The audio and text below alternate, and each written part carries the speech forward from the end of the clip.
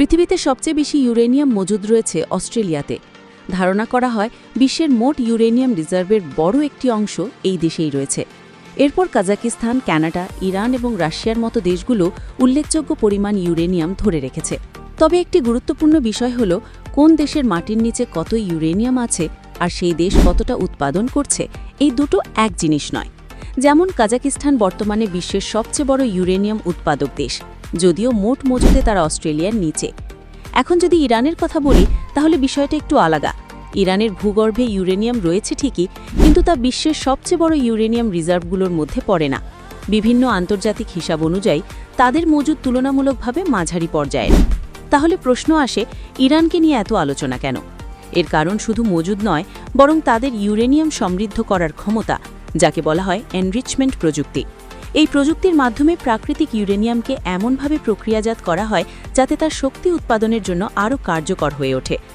Uranium একটি প্রাকৃতিক ধাতু যা মাটির নিচে পাওয়া যায়, যেমন সোনা বা রূপো পাওয়া যায়। কিন্তু খনি থেকে তোলা ইউরেনিয়াম সরাসরি ব্যবহার করা যায় না, কারণ এতে মূলত দুটি ধরনের আইসোটোপ থাকে, ইউরেনিয়াম 238 এবং ইউরেনিয়াম 235। সহজভাবে বললে ইউরেনিয়াম 238 তুলনামূলক ভারী এবং কম কার্যকর। অন্যদিকে ইউরেনিয়াম 235 শক্তি উৎপাদনের জন্য বেশি উপযোগী।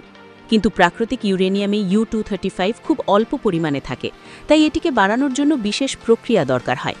খনি থেকে তোলার পর ইউরেনিয়ামকে প্রথমে প্রক্রিয়াজাত করে হলুদ রঙের এক ধরনের গুঁড়ো বানানো হয়, যাকে বলা হয় ইয়েলো কেক।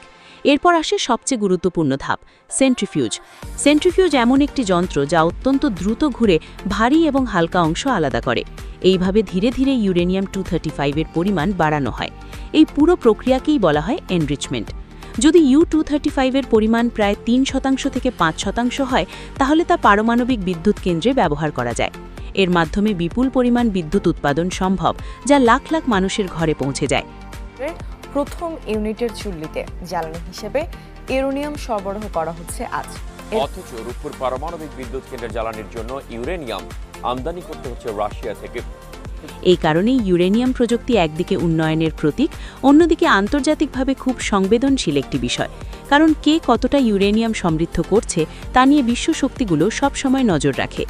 ইরান বহু বছর ধরে বলে আসছে তারা এই প্রযুক্তি শুধু বিদ্যুৎ উৎপাদনের জন্য ব্যবহার করতে চায়। তবে অন্য অনেক দেশ চায় পুরো বিষয়টি আন্তর্জাতিক তদারকির মধ্যে থাকুক। ফলে এটি নিয়ে বহুবার বৈঠক, আলোচনা ও চুক্তি হয়েছে। আসলে ইউরেনিয়াম সমৃদ্ধ করা খুব সহজ কাজ নয়। এতে দরকার বিশাল কারখানা, হাজার হাজার সেন্ট্রিফিউজ, দক্ষ বিজ্ঞানী এবং বিপুল অর্থ। তাই পৃথিবীর সব দেশ এই প্রযুক্তি অর্জন করতে পারে না। এই কারণেই যখন ইউরেনিয়াম বা এনরিচমেন্ট নিয়ে কোনো খবর আসে, পুরো পৃথিবী সেটাকে গুরুত্ব দিয়ে দেখে। কারণ এই প্রযুক্তি একদিকে বিদ্যুৎ, শিল্প এবং উন্নয়নের দরজা খুলে দেয়, অন্যদিকে বিশ্ব নিরাপত্তার প্রশ্নও সামনে নিয়ে আসে।